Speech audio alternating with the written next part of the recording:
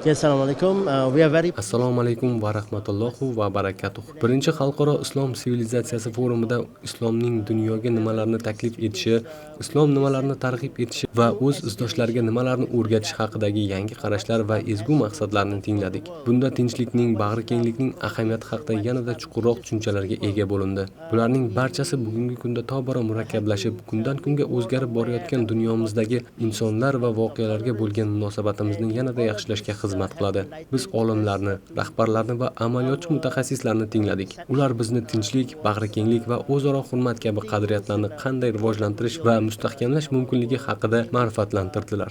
Chunki islom aynan mana shu qadriyatlarni ulug'lash va shu asosda yashashni o'rgatadi. Men prezidentingizning murojaatini katta qiziqish bilan tingladim.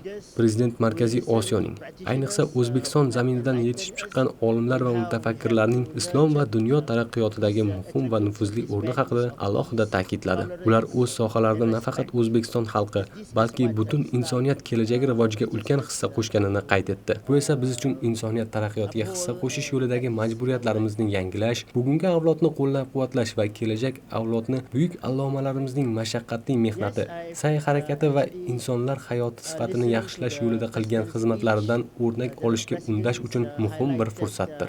Murojaatda nafaqat muammolar ko'rsatib berildi, balki oldinga siljish yo'llari ham taklif etildi.